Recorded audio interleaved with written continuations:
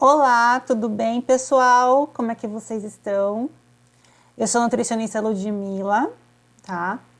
E hoje nós vamos falar sobre síndrome do intestino irritável. Eu sou nutricionista e tenho formação também em educação física, que é a minha segunda formação. Sou especialista em nutrição funcional integrativa e trabalho com desordens intestinais. Quem quiser me seguir aqui no Instagram, Ludmila Merlin, e aqui no meu site, ludmilamerlin.com.br, ok? Então vamos começar a falar um pouquinho dessa síndrome do intestino irritável que tanta gente tem dúvida. Primeiro de tudo que a gente tem que observar, a síndrome do intestino irritável não é doença, tá? A síndrome, ela é definida como uma reunião de sintomas. Doença difere de síndrome. Então, síndromes são um conjunto de sintomas e não tem uma causa ainda definida. No caso, a doença já tem, tá? Então, a gente ainda não tem uma razão conhecida por detrás da síndrome do intestino irritável. A gente tem algumas hipóteses e especulações, tá? Então, o que é a síndrome do intestino irritável? Ela é um distúrbio funcional digestivo crônico, tá? Que é caracterizado por quê? Por doenças do abdominal, por inchaço, alterações no hábito intestinal e que isso varia, esses sintomas variam de indivíduo para indivíduo, tá? O que também pode ocorrer bastante é frequência urinária, fadiga crônica, transtornos do sono, transtornos mentais. Enfim, uma série de sintomas também estão adjacentes à síndrome do intestino irritável. Qual que é a causa? A gente ainda não está completamente esclarecida. A gente tem, como eu falei, hipóteses, mas a gente tem uma teoria, né? A gente admite que ocorre uma anormalidade no eixo intestino e cérebro, tá? Causando uma alteração entre o sistema nervoso e o sistema entérico, né? Que na verdade o sistema entérico é a parte nervosa do intestino, digamos assim, né?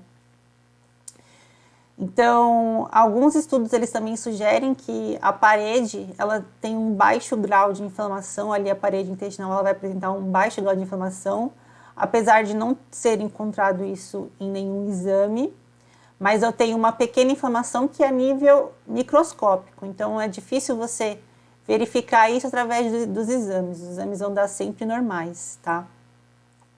E o componente emocional, ele tem um grande peso na causa, né? Mas outras causas, tem a disbiose, o supercrescimento bacteriano, o supercrescimento fúngico, toda a parte emocional, como já citei, o tipo de parto, né, que você teve, se foi cesárea, se foi parto normal, se você foi amamentado ou não, por quanto tempo, a qualidade desse leite da sua mãe.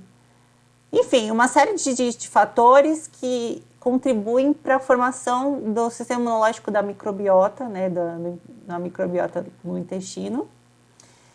E que também, a gente já sabe que começa essa formação da microbiota durante a gravidez. Antes a gente achava que começava a colonizar com as bactérias depois do parto. Hoje já sabe que essa colonização começa durante a gravidez. Então é muito importante ressaltar aqui que as mamães que que estão grávidas, as mamães, elas devem ter uma alimentação super adequada, super saudável, já pensando na formação da microbiota do bebê, tá? Então por isso que é importante sempre procurar um profissional quando você já começou a gravidez, no início da gravidez, já procurar um profissional para adequar essa alimentação aí e outras coisas também, vitaminas, etc.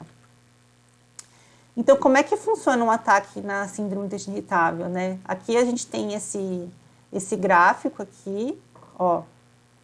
Aqui é uma contração do intestino normal 15 minutos após as refeições. E aqui uma contração do intestino de alguém com síndrome do intestino irritável. Olha aqui como exacerba, tá? Isso daqui essas contrações, você pode perceber que elas são exacerbadas, elas são... um intestino irritável mesmo, tá?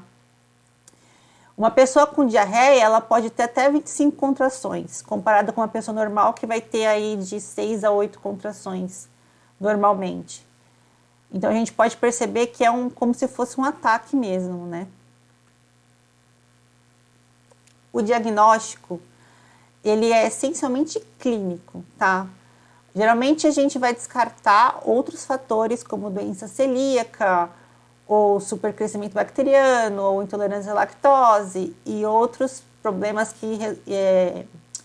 que também têm um caráter intestinal, né?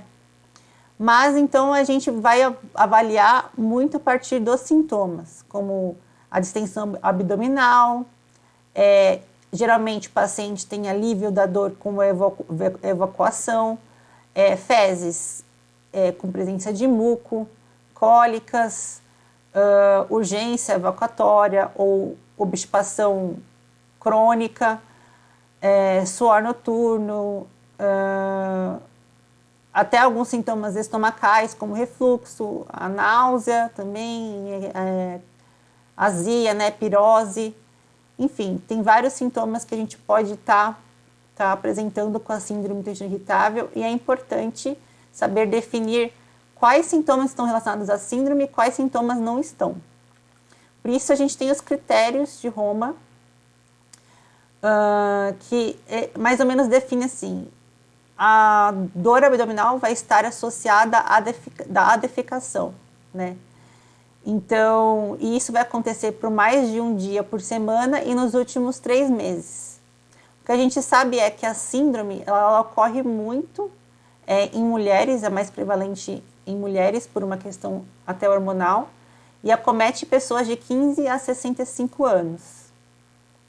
Uma coisa que a gente pode evidenciar muito nesses sintomas é que a pessoa geralmente relata melhora após a evacuação. Isso é bem evidente na síndrome do intestino irritável. E assim, é muita cólica com dor e muita flatulência. Então, começou a dar esses sintomas, descartou todos os outros, fez todos os exames que precisava, passou com o gastroenterologista, fez de intolerância à frutose, fez intolerância à lactose, fez SIBO, fez doença celíaca, fez colonoscopia com biópsia, fez endoscopia, não deu nada em nenhum exame, a gente já pode começar a olhar para a síndrome do intestino irritável. O que a gente percebe é que muita gente está se autodiagnosticando sem ter feito todos os exames necessários. E aí a pessoa acha que ela tem síndrome do intestino irritável, quando na verdade ela não tem, ela tem uma outra coisa, por exemplo, que se confunde muito, a intolerância à lactose e o supercrescimento bacteriano, né, crescimento excessivo de bactérias no intestino, e aí acaba confundindo, o tratamento acaba não sendo adequado. Então, por isso que é importante você procurar sempre um profissional, sempre, tá? Não se autodiagnostique. Por quê? Porque os sintomas podem ser muito semelhantes e é difícil realmente você ter essa noção. Quais são os tipos? A gente tem a síndrome, ela pode ser subdividida em alguns tipos. Então, a gente tem a síndrome do tipo diarreica.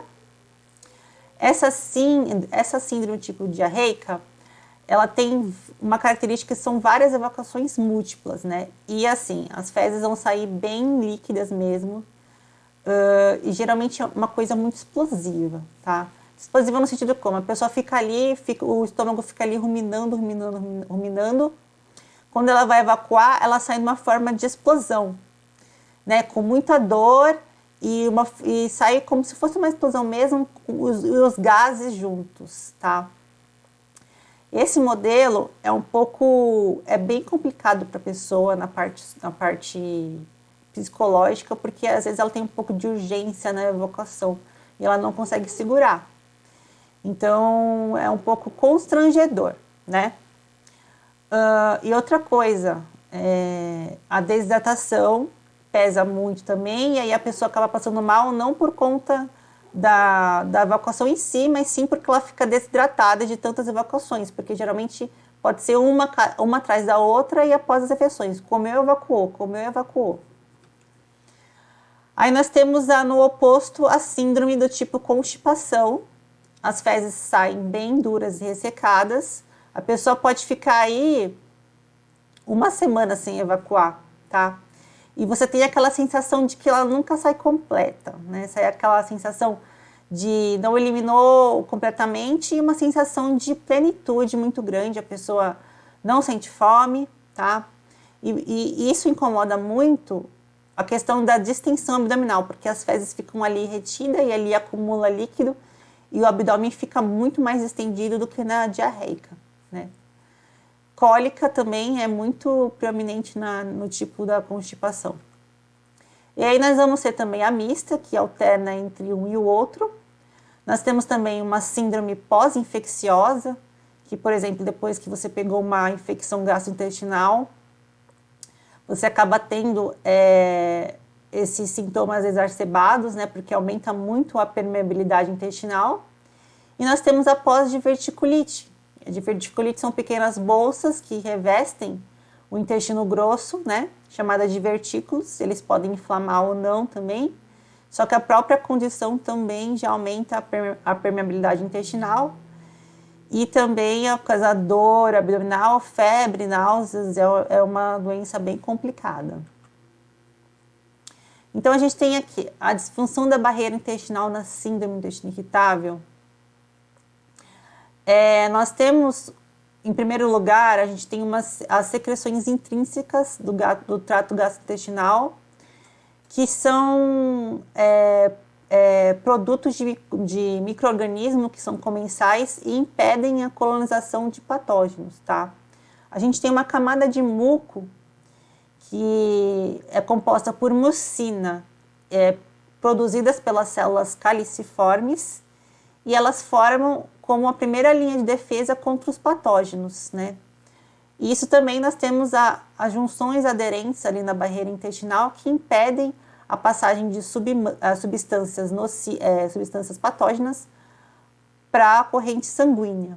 Então, resumindo, a gente tem uma barreira intestinal que permite com que nós tenhamos uma integridade intestinal e que nenhuma substância ruim passe para a corrente sanguínea, ocasionando uma toxicidade.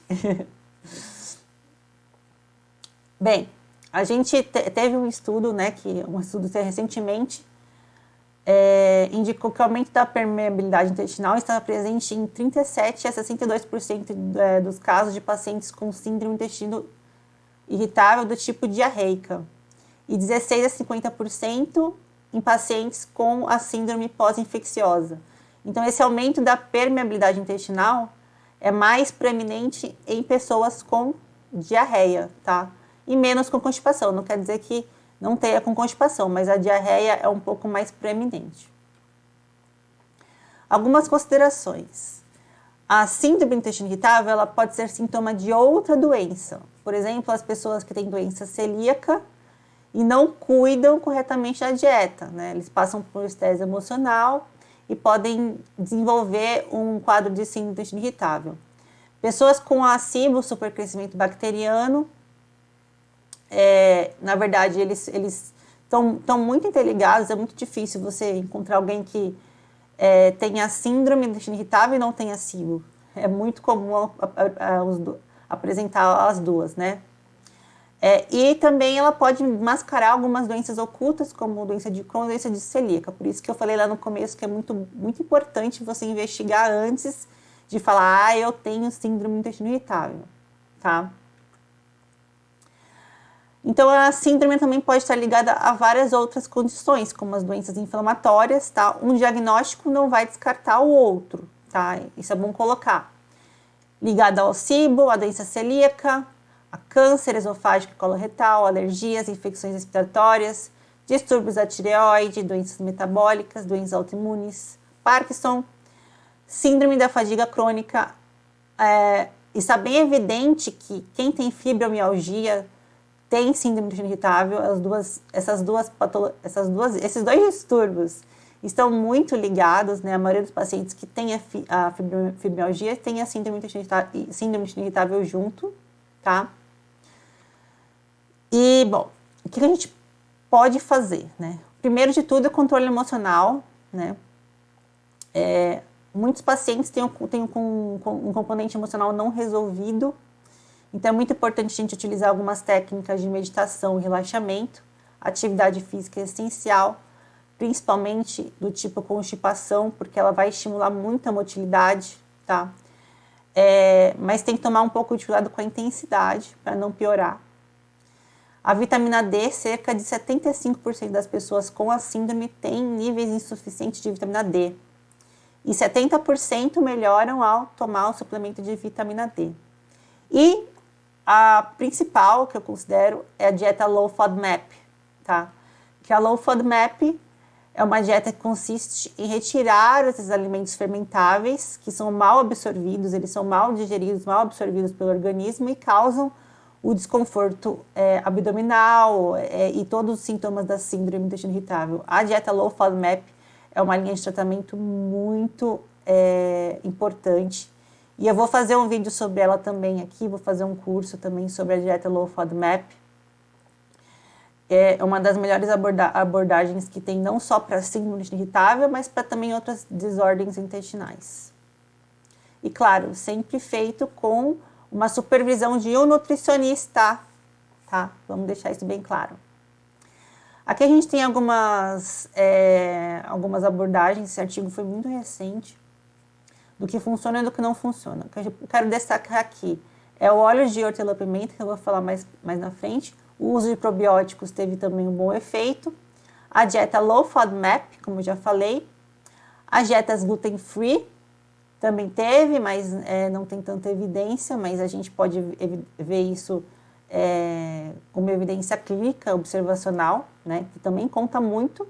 Agora, a mudança de uma alimentação saudável também não foi eficaz, porque você não tira os alimentos que fermentam, né? Essa mudança de tanto a alimentação saudável como a dieta mediterrânea não teve. Mas aqui foi um estudo, então a gente tem que olhar para outros estudos também. Então vamos olhar todas as evidências, e não só uma e focar só em uma. Estou dando aqui um exemplo do que pode ser feito, que já tem uma grande evidência científica. Quanto às fibras. As fibras elas podem ser classificadas em fibras insolúveis, elas não são viscosas, tá? Elas agem principalmente no intestino grosso e elas produzem mais fezes macias, elas aceleram o trânsito intestinal, o trânsito colônico. E as fibras solúveis, que têm uma alta capacidade de retenção de água, elas possuem propriedades de formar géis, tá? E elas aumentam a viscosidade do bolo fecal, melhora a absorção de nutrientes, só que elas são um pouquinho mais fermentáveis que a fibra insolúvel, tá? A fibra insolúvel é baixa fermentação. Esse é o problema, talvez, do excesso de fibras, a grande fermentação. Porque aí a pessoa começa a comer fibra em excesso e começa a ter bastante gases e tensão abdominal. É porque a fibra para aquela pessoa está na quantidade inadequada. Só que isso varia muito, tá? Algumas pessoas podem comer mais fibras, outras pessoas podem comer menos. Não tem como eu falar, tem que comer 30 gramas de fibra no... Gente, esquece esse tipo de recomendação. Eu odeio protocolos. Recomendação, isso para o geral da população. Para você, o que é ideal para você? O que o seu intestino suporta? Quais são as suas necessidades?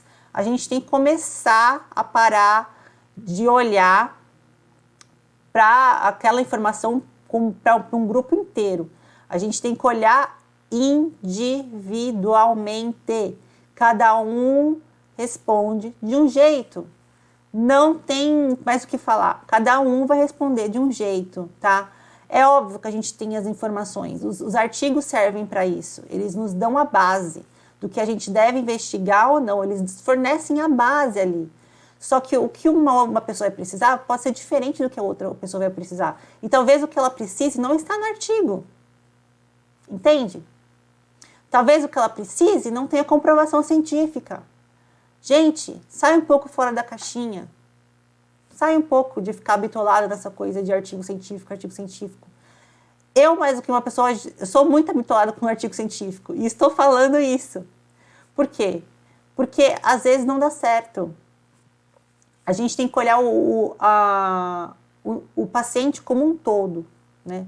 O indivíduo como um todo. É mente, corpo. Então, qual é o melhor tipo de fibra para síndrome do intestino irritável? A fibra solúvel. Por quê? Porque ela vai regular o trato digestivo e ela não vai dar um efeito irritativo ali no cólon, tá? Além de ela normalizar as contrações do cólon, ela vai evitar esses espasmos violentos, né? Essas cólicas abdominais, que é muito frequente para quem tem síndrome do intestino irritável. E qual é a fibra que foi melhor colocada em todos os estudos e realmente é uma das melhores fibras? É o psyllium. É uma fibra solúvel, né? Ela é moderada, ela fermenta moderadamente, ela não fermenta muito e também não é que não fermenta. Ela é moderada. E ela é uma das melhores fibras que tem para o tratamento da síndrome do intestino irritável, tá? Algumas outras opções de fibras são aveia, banana, a abóbora, a cenoura, manga, mamão, enfim. Probióticos. Probióticos é importante, também é importante. Porém, é igual às fibras. Em excesso, pode piorar. E tem uma dose certa para cada um e tem uma cepa certa para cada um. Essa coisa de ficar tomando probiótico de tal... fulano tomou X e melhorou. Gente, o que serve para um não serve para outro e o probiótico pode piorar muito os sintomas, tá? Pode causar mais gases, pode causar mais distensão, então tem que estar na quantidade certa para você, para o seu problema. O que a gente tem das evidências a melhor de todas, eu coloquei aqui os probióticos mais utilizados na síndrome do intestino irritável, tá? Saccharomyces boulardii, ele é muito bom para quem tem diarreia. O Reuteri também é muito bom para diarreia. E o Infantis. O Infantis é a melhor de todas.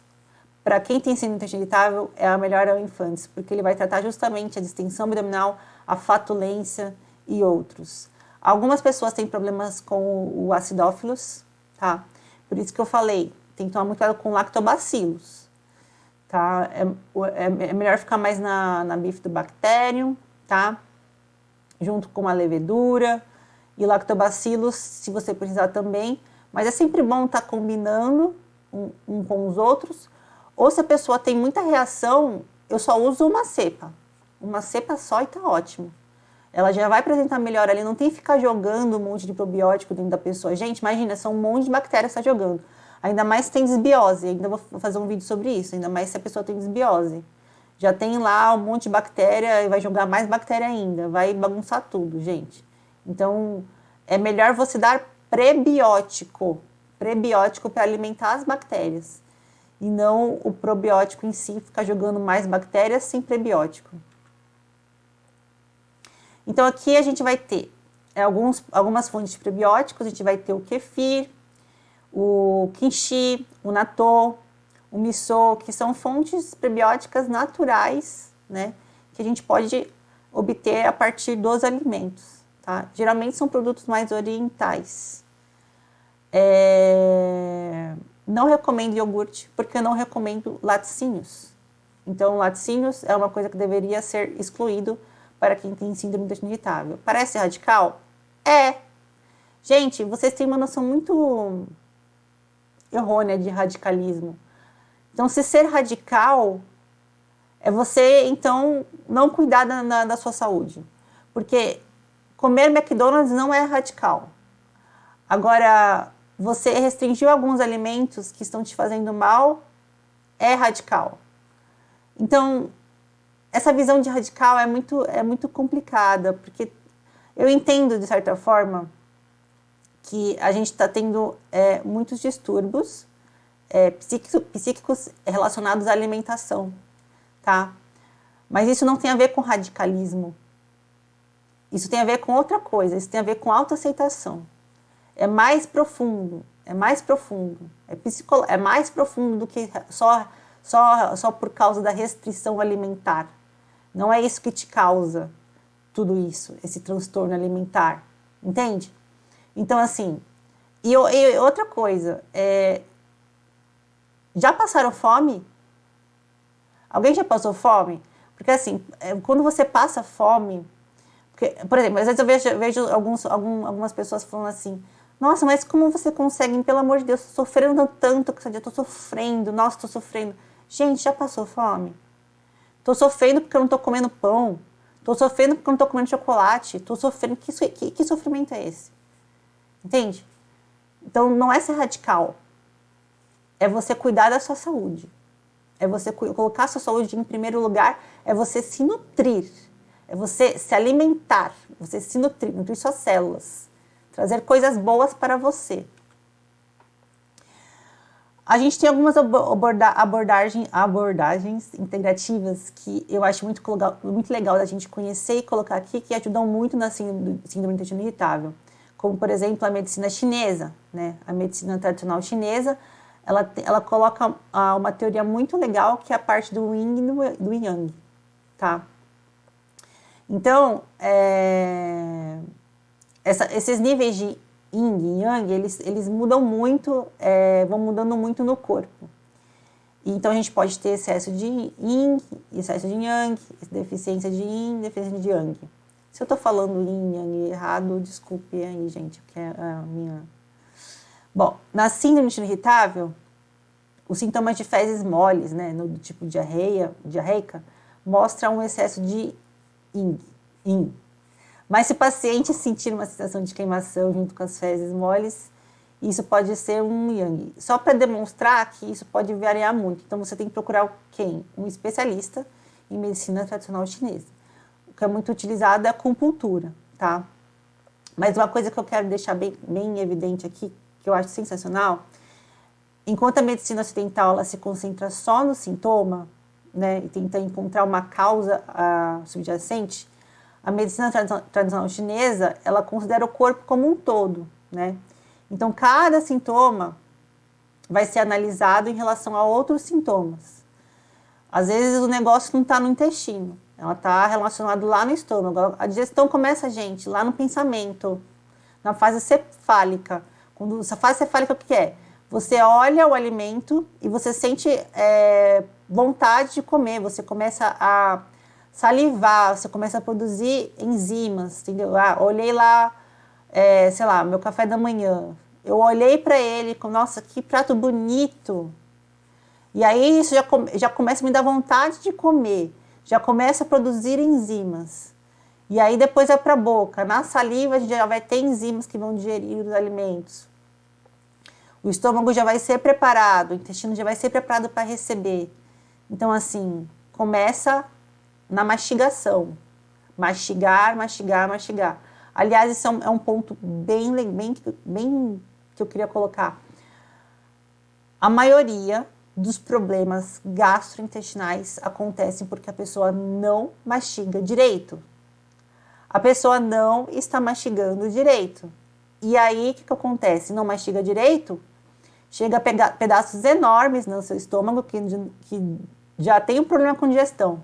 Não vai ser quebrado adequadamente, depois vai para o intestino, não vai absorver bem. Então, gente, às vezes o problema está na mastigação, uma coisa tão simples que ninguém faz.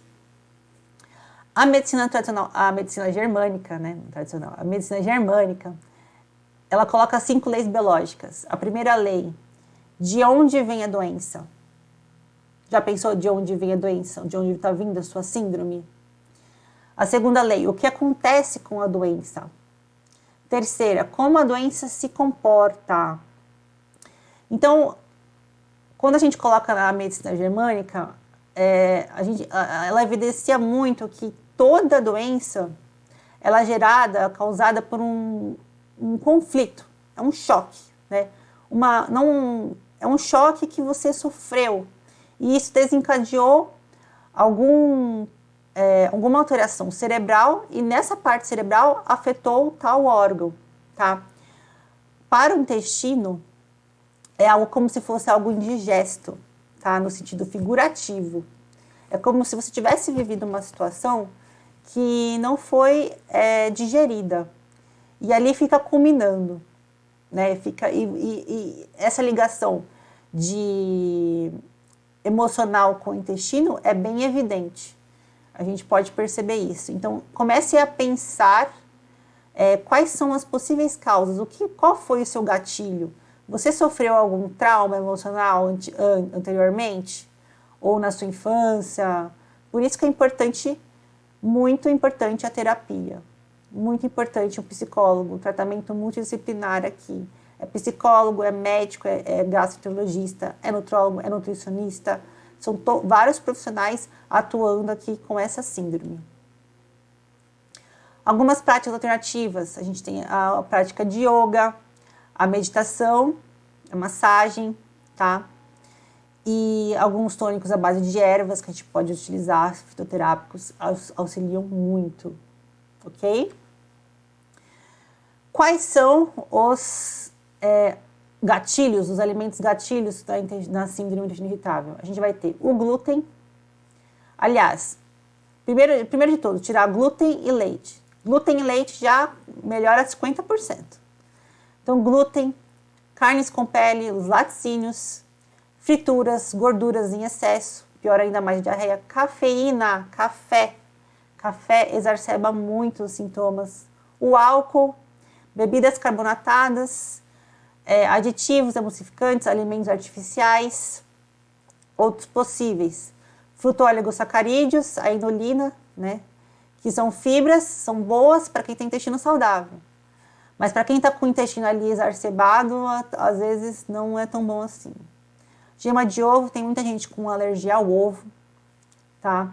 Fibras insolúveis, nightshades, que são alguns legumes do tipo das solanáceas, como a berinjela, o pimentão, a batata, a estanga e carne vermelha.